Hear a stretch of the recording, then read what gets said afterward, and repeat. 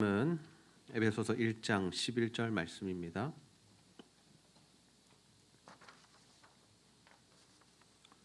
신약성경 에베소서 1장 11절 말씀 우리 한 목소리로 함께 읽도록 하겠습니다. 시작.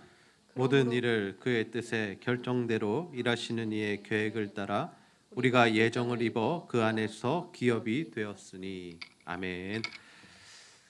오늘도 하나님 예배하기 위해 이 자리에 모인 우리 형제 자매들 환영하고 축복합니다. 우리 옆 사람과 한번 이렇게 인사합시다. 새해 복 많이 받으세요. 새해 복 많이 받으세요. 이번 주에는 설 명절이 있습니다. 물론 우리가 예전처럼 많은 가족들이 함께 모인다거나 또 여러 친척 집을 다니지는 못하겠지만 그래도 가장 가까운 가족들은 우리가 만나고 또 교제하는 시간을 가지게 될 것입니다. 하나님께서 이 기간 동안에 여러분의 안전과 건강을 지켜주시기를 원하고 특별히 코로나로부터 우리 성도들을 지켜주시기를 주님의 이름으로 축복합니다. 여러분, 우리 인생에 우연이라는 것이 있을까요? 우연. 네, 여러분, 우리 인생에 우연이 있을까요? 우리가 가족으로 만나 살아가는 것, 또 우리가 이 제자들 교회라는 이름으로 함께 신앙생활해 나가는 것, 우리가 학교에서 만난 친구들, 또 직장 동료들, 이 모든 것이 우연일까요? 우리는 우리 삶에 일어나는 모든 일들을 어떻게 해석하고 또 설명해 낼 수 있겠습니까? 사람들은 이렇게 이야기합니다. 우리 인생에 일어난 모든 일들이 거의 대부분 우리의 선택에 의해 결정된 것이다 라고 이야기하죠. 우리가 공부를 얼마나 열심히 했느냐에 따라서 어떤 대학에 갈지가 결정이 되고, 또 우리가 누구와 만나서 결혼을 했느냐에 따라서 우리 삶의 모습이 또 달라지기도 하고, 또 우리가 어떤 직장에 들어갔는지 또 어떤 집을 샀는지 이런 부분들에 의해서 이 삶의 모습이 달라진다라고 생각합니다. 그런데 또 반대로 보면 우리가 선택했다라기보다는 이미 우리에게 주어진 것들도 많다라는 거죠. 여러분, 태어나면서 나는 남자로 태어날 거야 또는 나는 여자로 태어날 거야 자신이 결정한 사람이 있습니까? 없으시죠. 그리고 우리가 태어났을 때 이미 우리에게 주어진 것이 무엇입니까? 우리의 부모가 이미 결정되어 있습니다. 우리가 부모를 결정하는 것이 아니죠. 우리가 살아갈 나라를 결정하는 것이 아닙니다. 이미 우리에게 부모가 결정되어 있고 그 부모의 국적에 따라서 그 나라 사람이 되고 또 그곳에서 우리가 살아가게 됩니다. 우리의 성씨도 아버지를 닮아가게 되고요. 우리가 학교에 가서 친구를 만나는 거, 어떤 선생님 만날지 우리가 결정하지 않습니다. 우리 옆집에 누가 살지 우리가 결정하지 않습니다. 그렇게 보면 우리가 결정하는 것보다, 우리가 선택하는 것보다 더 많은 부분이 우리에게 주어지는 것이 아닌가, 우리의 의지와 상관없이 우리의 삶 가운데 들어와 있는 것은 아닌가라는 생각을 하게 됩니다. 그렇다면 여러분, 과연 우리 인생과 우리의 삶과 하나님과는 어떤 관계가 있을까요? 더 구체적으로 하나님의 작정이 있는데 그 하나님의 작정과 우리의 선택, 즉 우리의 자유의지와는 어떠한 관계가 있겠습니까? 여러분, 우리가 한 주 동안 계속해서 배운 내용이 무엇입니까? 하나님의 작정입니다. 하나님의 작정. 여러분, 하나님의 작정이 무엇입니까? 하나님께서 자신의 영광을 위해서 영원토록 그것을 계획하시고 또 그것을 결정해 놓으시고 그것을 진행해 나가시는 것, 이루어 가시는 것을 우리가 하나님의 작정이라고 부릅니다. 이 세상의 모든 역사 하나님의 작정 안에서 이루어지고 또 우리의 삶과 우리의 인생조차도 하나님의 작정 안에 들어가 있습니다. 근데 여러분, 여기서 중요한 것이 있습니다. 그것이 무엇이냐면 고린도전서 1장 25절 말씀인데 우리 함께 한번 읽어보겠습니다. 시작. 하나님의 어리석음이 사람보다 지혜롭고 하나님의 약하심이 사람보다 강하니라. 아멘. 하나님의 어리석음이 우리의 지혜보다 낫다라고 합니다. 이것은 무슨 의미일까요? 여러분, 하나님에게 어리석음이 있습니까? 하나님에게 약하심이라는 것이 있나요? 왜 사도 바울은 이러한 이야기들을 하고 있는 것일까요? 그 이유가 무엇이냐면 우리 사람들이 아무리 똑똑하고 잘났고 많이 배웠고 또 다른 사람들보다 뛰어나다 할지라도 또 우리가 철두철미하게 무언가를 준비한다 할지라도 우리의 삶에는 한계가 있다라는 겁니다. 사람으로서 가지는 한계가 있다라는 거죠. 그 한계 때문에 우리는 하나님과 비교할 수 없는 존재다라는 겁니다. 하나님의 지혜와 우리 사람의 지혜는 비교조차 할 수 없는 그러한 큰 차이가 존재한다라는 거죠. 그래서 우리는 자신의 계획과 판단대로 살지 않아야 합니다. 우리는 우리가 내리는 판단이, 우리가 내리는 결정이 가장 좋은 것이라고 생각하고 가장 옳은 것이라고 생각하고 가장 선한 것이고 최선의 선택을 했다라고 생각하지만 하나님의 선택, 하나님의 뜻, 하나님의 계획이 더 선하고 최선이고 우리에게 좋은 길이다라는 거죠. 여러분, 우리는 유한한 삶을 살아갑니다. 한계가 있습니다. 우리가 세상의 모든 돌아가는 이치를 알 수 없고 우리는 한 치 앞도 내다볼 수 없고 내일 무슨 일이 일어날지도 알 수 없습니다. 그러나 하나님께서 주인 되시는 인생, 하나님의 뜻과 계획을 따라가는 인생은 하나님께서 준비해 놓으신 선한 길로 인도함을 받게 되죠. 근데 이렇게 우리가 하나님의 지혜로우심과 하나님의 선하심과 하나님의 뜻과 계획을 이야기할 때마다 우리 가운데 드는 의문은 무엇이냐면, 그러면 하나님께서 우리에게 주신 자유의지는 뭐냐라는 거죠. 하나님의 뜻이 선하고 하나님께서 다 계획해 놓으셨고 영원부터 결정해 놓으셨으면 과연 우리의 선택과 또는 우리의 삶은 어떠한 의미가 있느냐라는 겁니다. 여러분, 우리가 하나님의 작정을 대하는 태도가 크게 두 가지로 나누어 볼 수 있는데, 첫 번째 태도가 무엇이냐면 우리의 자유의지로 어떤 선택을 해야 하느냐면 은혜를 겸손히 누리는 것입니다. 우리 한번 따라해 봅시다. 은혜를 겸손히 누립시다. 겸손히 누립시다. 하나님께서 우리에게 은혜를 베풀어 주시죠. 가장 큰 은혜는 우리를 구원하시는 은혜고, 그리고 우리가 이 땅을 살아가면서 얻게 되는 것, 누리는 것이 모두 다 하나님의 은혜입니다. 그런데 우리가 그러한 은혜를 받아 누릴 때 해야 할 일이 무엇이냐?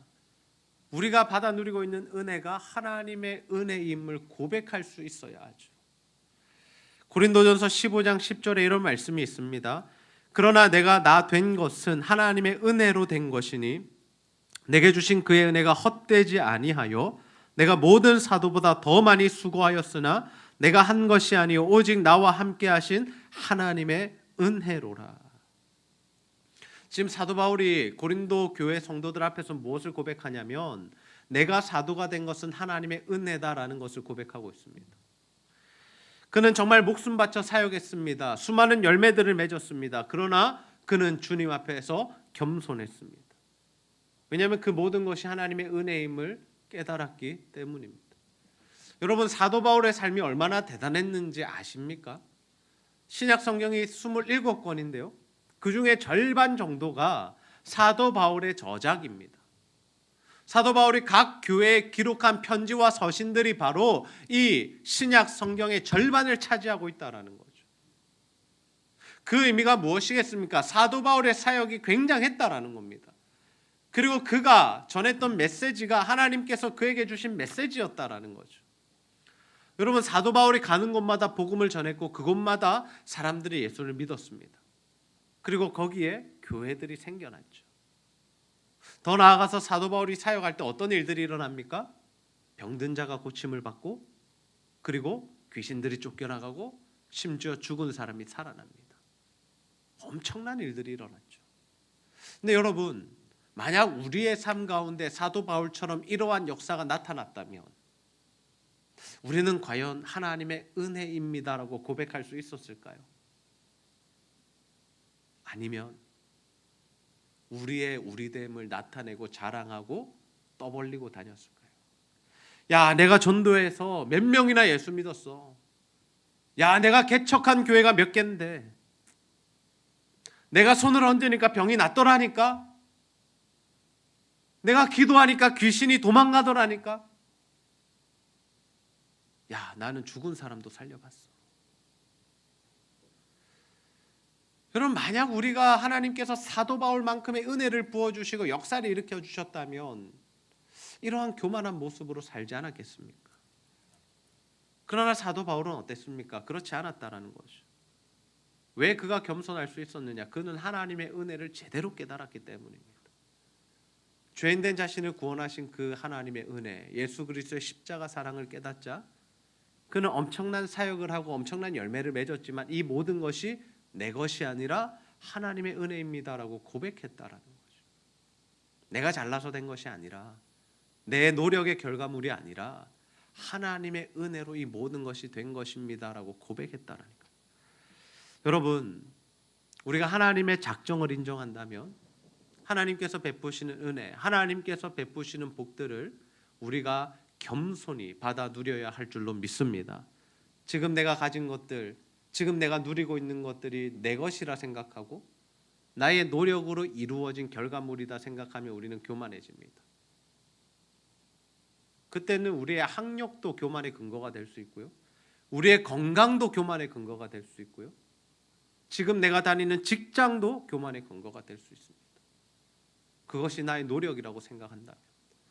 그러나 그것이 하나님의 은혜인라고 생각할 때는 달라지죠. 겸손할 수밖에 없죠. 모든 것이 하나님이 하신 거고 은혜를 베푸신 거니까 겸손할 수 있습니다. 여러분이 지금 누리고 있는 것들 참 많이 있습니다. 여러분 그 모든 것들이 하나님의 은혜임을 인정하십니까? 저는 우리 제자들교회 성도님들이 정말 지금 누리고 있는 모든 것이 하나님의 은혜임을 기억하며 하나님 앞에 겸손히 살아가는, 또 사람들 앞에서 겸손할 수 있는 저와 여러분 다 되시기를 주님의 이름으로 축복합니다. 여러분 우리가 하나님의 작정을 대하는 태도, 우리의 자유의지로 선택할 수 있는 두 번째는 무엇이냐면 고난을 겸허히 받아들이는 것입니다. 우리 한번 따라해 봅시다. 고난을 겸허히 받아들입시다. 겸허히 받아들입시다. 여러분 우리 삶에 고난이 있습니다. 근데 우리가 그 고난을 어떻게 대해야 할까요? 어떻게 보면 여러분 우리의 삶 가운데 좋은 일이 많습니까? 나쁜 일이 많습니까? 행복하고 기쁠 때가 많습니까? 아니면 힘들고 어려울 때가 많습니까? 모르겠습니다만은 절대적인 시간으로 계산해 보았을 때 우리에게 힘들고 어려운 순간이 더 많은 것 같습니다. 그때마다 우리는 어떻게 반응하고 있습니까? 혹시 우리가 원망하고 불평하고 근심, 걱정, 좌절로 나아가고 있지는 않습니까? 우리에게 아프고 힘든 일이 생기는 이유가 뭘까요? 여러분 인생에 고난이 발생하는 이유가 뭐라고 생각하세요? 사실 우리는 그 이유를 명확하게 알 수 없습니다. 물론 자신이 가지는 어떤 생각이나 자신에게 오는 그 감은 있습니다. 아, 내가 이래서 이런 일이 일어났나? 하나님 이래서 내게 이 사건을 허락하셨나? 라는 그런 감은 있지만 사실 그것을 우리가 공식화할 수는 없죠. 그래서 특별히 우리가 다른 사람의 고난 앞에서는 그 사람의 고난에 대하여 함부로 판단하거나 정죄하지 않아야 합니다. 우리에게 그런 생각들이 있을 수 있죠. 야, 기도 안 해서 병 걸린 거야. 너 기도 안 해서 아픈 거야. 야, 주일 잘 안 지켜서 사업 망한 거야. 너 술 마시고 하나님 기쁘시게 안 하니까 아픈 거 아니야. 다친 것 아니야. 우리가 너무나도 쉽게 생각할 수 있고 너무나도 쉽게 내뱉을 수 있는 말이 하나님의 뜻과는 전혀 상관없는 것이고 더 나아가서 그 사람에게, 듣는 사람에게 상처가 되는 일일 수 있다라는 거죠. 그러나 여러분, 우리가 고난을 대할 때 자신의 고난 앞에서, 다른 사람의 고난 말고 자신의 고난 앞에서 하나님 앞에 우리가 믿는 자로서 공통적으로 고백해야 할 내용이 있습니다. 그것이 무엇이냐면 욥기 1장 21절 말씀입니다. 우리 함께 한번 읽어봅시다. 시작. 이르되 내가 모태에서 알몸으로 나왔사온즉 또한 알몸이 그리로 돌아가올지라 주신 이도 여호와이시오 거두신 이도 여호와시오니 여호와의 이름이 찬송을 받으실지니이다 하고. 아멘. 우리에게 무언가를 주신 이도 여호와시고 우리에게서 무언가를 거두어 가시는 분도 여호와시다. 이게 욥의 고백이었습니다. 우리는 우리 인생에 왜 고난이 일어나는지, 왜 그런 슬픈 일이 우리에게 닥쳐왔는지 우리는 알 수 없습니다. 그러나 우리가 드려야 할 고백은 하나 있는데 그 고백은 뭐냐면 하나님, 이 모든 것이 하나님의 뜻입니다. 주신 이도 하나님이시니까 거두어 가시는 것도 하나님의 마음이시고 그것에 대하여 우리가 불만과 불평과 원망을 할 수 없다는 것 하나님 인정합니다라고 주님 앞에 믿음과 신앙의 고백을 해야겠죠. 근데 여러분, 우리가 고난의 의미와 이유는 다 알지 못하지만 그럼에도 불구하고 하나님께서 우리에게 고난을 주시는 분명한 이유는 있습니다. 하나님 아무런 이유 없이 고난을 허락하시지 않습니다. 사람마다 그 고난의 크기와 강도와 빈도수나 모양은 다 다릅니다. 그러나 동일한 것은 모든 사람에게 크고 작은 고난들이 있다라는 사실이죠. 하나님께서 우리에게 고난을 주시는 이유가 뭘까요? 그 이유는 우리를 온전한 사람으로 만드시기 위함 아닐까요? 로마서 5장 3절에서 4절 말씀 보시면 다만 이뿐 아니라 우리가 환난 중에도 즐거워하나니 이는 환난은 인내를, 인내는 연단을, 연단은 소망을 이루는 줄 알미로다. 하나님께서 각 사람에게, 모든 사람에게 고난과 환난을 주시는데 그 환난의 시간은 어떻게 견뎌내기 원하시냐? 인내하기를 원하신다라는 거죠. 참아내기를 원하신다라는 겁니다. 묵묵히 참아내며 하나님의 뜻을 구하기 원하신다라는 거죠. 그러할 때 우리 삶에 일어나는 변화가 뭐냐? 연단이 된다라는 겁니다. 더 멋진 사람으로, 멋진 신앙의 사람으로, 하나님 앞에서 신앙과 믿음이 성장하고 성숙한 사람으로 변화되더라라는 거죠. 그 이후에 있는 일이 바로 소망을 이루는 일이죠. 하나님께서 그런 자들을 더 귀하게, 더 크게 사용하신다라는 사실입니다. 여러분의 삶에는 어떤 고난이 있습니까? 지금 여러분을 힘들게 하고 아프게 하는 그러한 사건은 무엇입니까? 혹시 여러분은 그 고난을 어떻게 반응하고 계세요? 우리는 요셉의 고난을 한번 떠올려 봐야 합니다. 요셉이 형들에 의해서 애굽으로 팔려갔습니다. 그는 10대 소년 때에 팔려갔는데 30세 애굽의 총리가 되기까지 몇 년이나 걸렸습니까? 10수년이 걸렸습니다. 그동안 뭐 했습니까? 종살이 했습니다. 종살이 하다가 또 오해받아서 어디 갔습니까? 감옥에 갔습니다.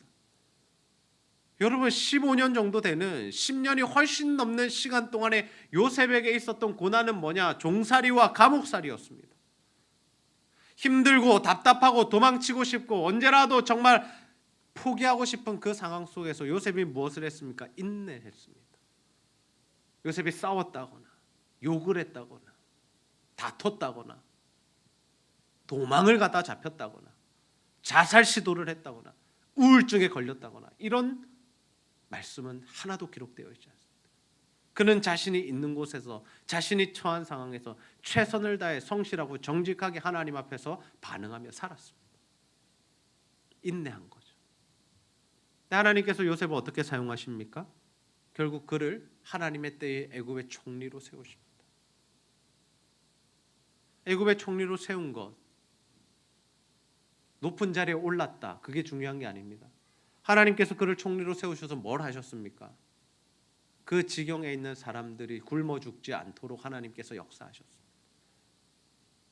7년 풍년과 그 이후에 있을 7년 흉년을 이 요셉의 지혜를 통하여 하나님께서 준비하게 하시고 대비케 하시고 그 지역의 주민들이 다 살아남을 수 있도록 하나님께서 만들어 주셨죠.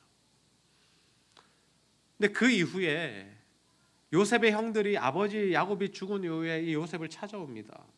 왜 찾아왔습니까? 요셉이 자신들에게 복수는 하지 않을까, 자신들을 해롭게 하진 않을까 생각했기 때문이죠. 왜 그랬습니까? 자신들이 캥기는 게 있었으니까요. 잘못했잖아요. 동생을 팔았으니까.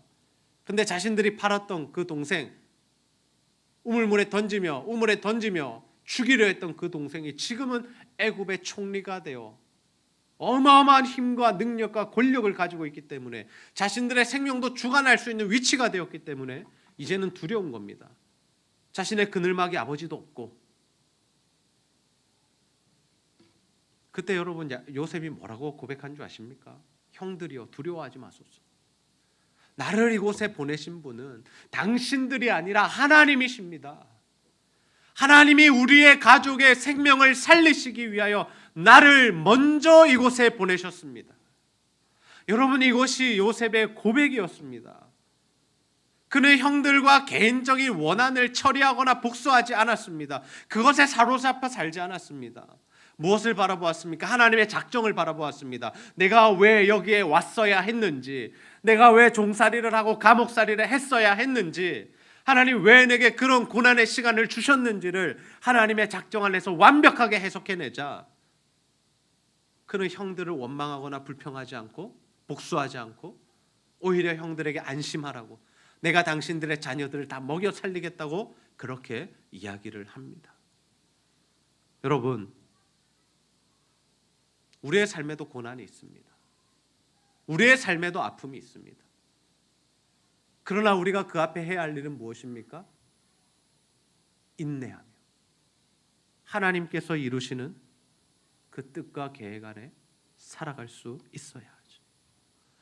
여러분, 우리가 이 하나님의 뜻과 계획을 완전히 완벽하게 요셉처럼 이해하기까지 몇 년의 시간이 걸릴지 모릅니다. 그러나 우리가 살아보다 보면 언젠가는 이렇게 박수를 치며 무릎을 치며, 아, 그래서 하나님이 나한테 그때 이런 일을 허락하셨구나. 아, 하나님이 그래서 저 사람을 내가 만나게 하셨구나.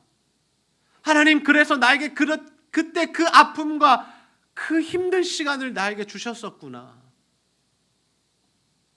그걸 통해서 나를 성장시키셨구나. 그걸 통해서 내가 다른 사람들 더 많이 품게 하셨구나. 그걸 통해서 내가 하나님 앞에 온전히 서게 하셨구나. 내 죄를 회개하고 주님 앞에 돌아오게 하셨구나.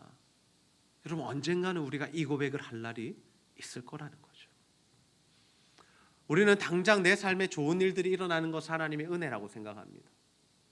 잘 되고 부자 되고 취직하고 좋은 대학 가고 더 많은 연봉 받고 하는 일마다 잘 되고. 그러나 우리를 우리보다 더 잘 아시고 우리를 너무나 사랑하시는 하나님께서는 우리를 선한 길로 인도하고 계시죠. 하나님의 작정 안에서 우리를 선한 길로 인도하고 계십니다.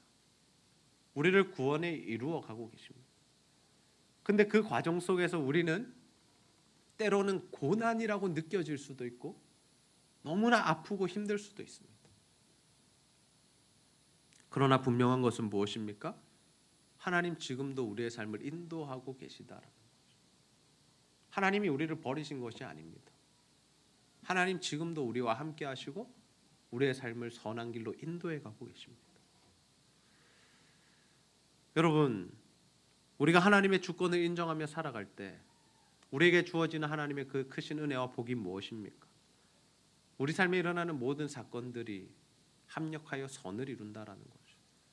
우리 로마서 8장 28절 한번 읽어봅시다. 시작. 우리가 알거니와 하나님을 사랑하는 자 곧 그의 뜻대로 부르심을 입은 자들에게는 모든 것이 합력하여 선을 이루느니라. 아멘. 모든 일이 합력하여 선을 이룬다. 여러분, 선이 무엇입니까? 착한 게 아닙니다. 성경에서 말하는 선, 하나님이 보시기에 좋은 것은 뭐냐면 하나님의 뜻을 이루는 것이죠.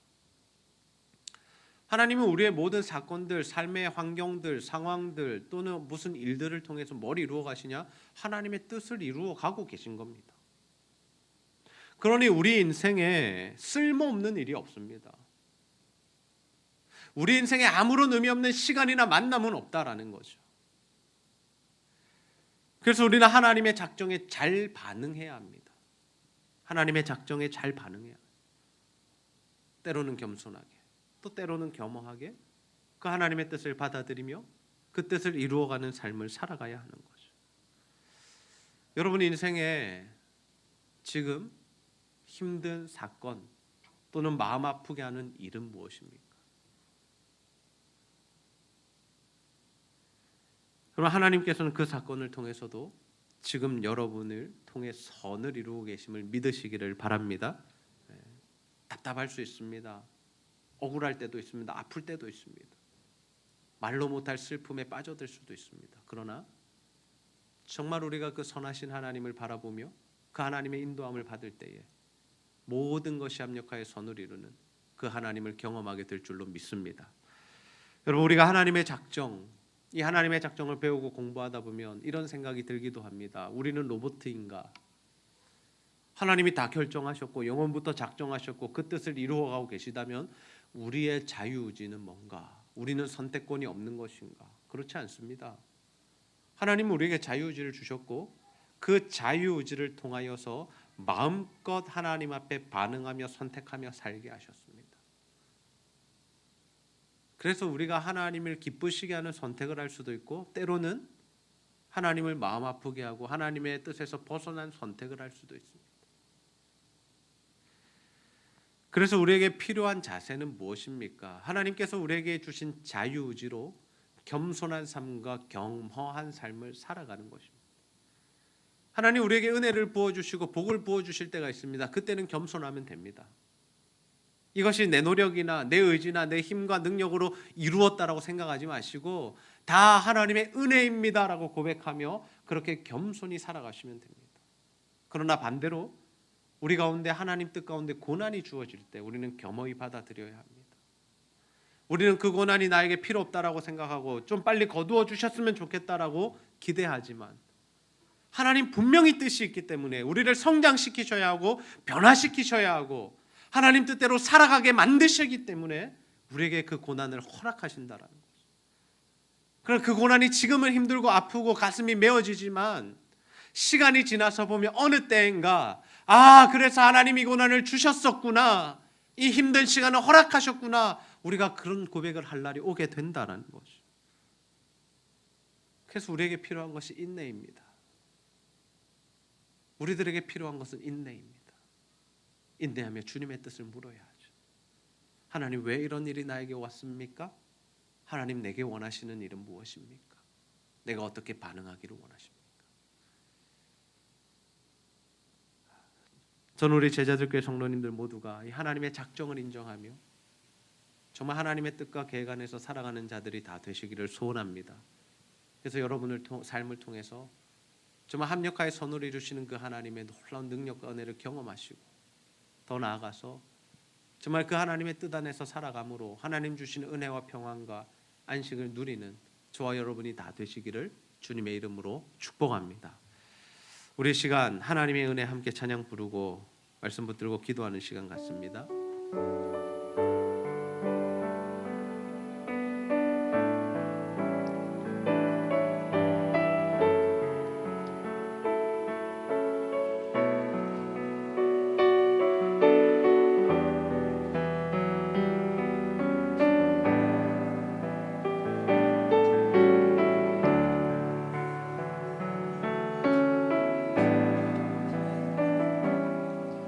나를 지으신 이가 하나님, 나를 부르신 이가 하나님, 나를 보내신 이도 하나님, 나의 나 된 것은 다 하나님 은혜라. 달려갈 길 나가도록 나의 마지막 꿈을 다하도록 나로 그 십자가 품게 하시니 나의 나 된 것은 다 하나님 은혜라.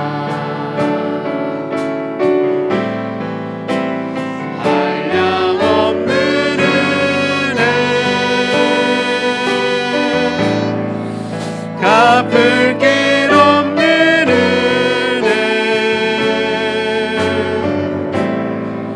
내 삶을 애워싸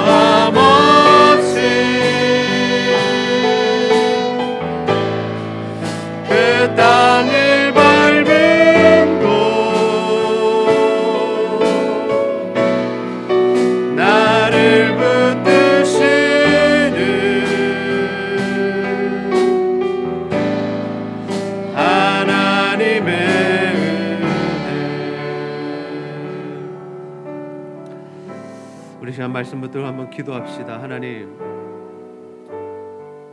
우리가 하나님의 영원하시고 완벽하신 작정을 인정하며 정말 우리 삶의 은혜를 부어주실 때 겸손히 받아 누리게 하여 주시옵소서. 하나님께서 뜻이 있으셔서 우리 삶에 고난을 허락하실 때에 겸허히 그 고난을 받아들이게 하시고 인내함으로 모든 것이 합력하여 선을 이루게 하시는 하나님의 역사를 경험하게 하여 주옵소서. 아버지, 우리 삶에 참 어렵고 힘든 일이 지속되고 있습니다. 그 가운데 우리가 하나님의 뜻을 발견하게 하시고 하나님 주시는 새로운 힘과 능력으로 일어서게 하시고 또 하나님 앞에서 찬양하며 감사하는 삶이 되게 해 주옵소서. 우리가 이러한 기도의 제목들 가지고 하나님 앞에 간절히 한번 기도하도록 하겠습니다.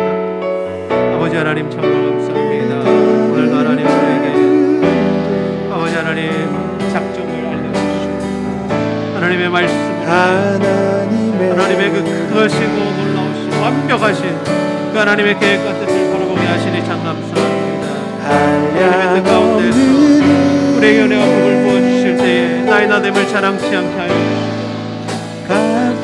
오직 하나님의 은혜를 고백하며 살아갈 수 있도록 아버지 하나님 역사하시고 하나님 인도하시고 아버지 하나님 때로는 고난을 주실 때에 아버지 하나님 우리가 그 고난으로 인하여 좌절하고 낙심하며 원망하며 불평하지 않게 하시고 그 고난 가운데 인내하며 하나님의 뜻을 이루어갈 수 있도록 역사하여 주옵소서. 모든 것이 합력하여 선을 이루게 하시는 그 하나님을 바라봅니다. 하나님의 놀라운 역사를 체험하기를 소원합니다. 하나님, 시간이 지나 하나님 모든 것이 깨달아질 때 이것이 하나님의 인도하심이었구나, 이것이 하나님의 은혜였구나, 하나님 그래서 나에게 이러한 일을 허락하셨구나 고백할 수 있는 우리의 삶이 될 수 있도록 도와주옵소서. 하나님의 인도함을 받기를 원합니다. 주의 작정하심 안에서 살아가기를 소원합니다. 주여 아버지 하나님, 우리에게 믿음을 더하여 주옵소서. 끝까지 하나님을 믿고 신뢰하며 따를 수 있는 신앙을 허락하여 주시옵소서. 아버지 하나님, 힘들고 지친 영혼들 가운데 하나님 은혜를 더하여 주시고 이겨낼 힘을 더하여 주시고 다시 일어설 능력을 더하여 주시기를 소원합니다. 아버지 붙들어주옵소서. 하나님, 지금도 우리를 사랑하셔서 함께하고 계심을 믿습니다. 하나님, 이 시간 찾아와 주옵소서. 하나님, 이 시간 찾아와 주옵소서. 하나님, 이 시간 응답하여 주시고 만나주시고 하나님 역사하여 주옵소서. 아버지 하나님 붙들어 하나님 주시는 평안과 안식 우리 가운데 임하기를 소원하오니 하나님 역사하여 주옵소서. 아버지 하나님, 오늘도 말씀을 통하여 하나님의 영원하시고 완벽하시고 완전하신 작정을 보게 하시니 참 감사합니다.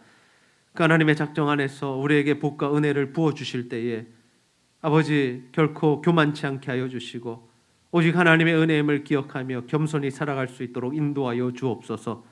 특별히 하나님, 우리 삶 가운데 고난을 허락하실 때에 고난에는 뜻이 있음을 기억하며 아버지 하나님 인내함으로 정말 하나님께서 모든 것이 합력하여 선을 이루게 하시는 그 놀라우신 역사 은혜를 경험할 수 있도록 주여 함께하여 주옵소서.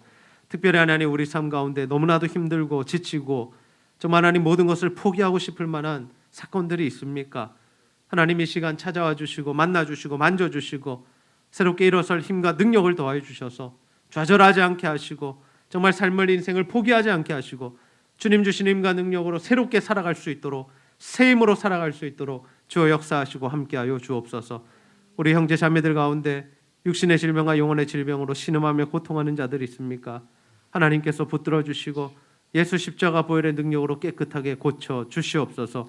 오늘 하나님께 예배하는 모든 자들 은혜를 더하여 주시고 하나님과 교회와 성도를 사랑하는 마음으로 드리는 모든 물질과 헌신 주여 기쁘게 받으사 배로 갚아 주시옵소서. 감사드리며 예수님의 이름으로 기도하옵나이다. 아멘.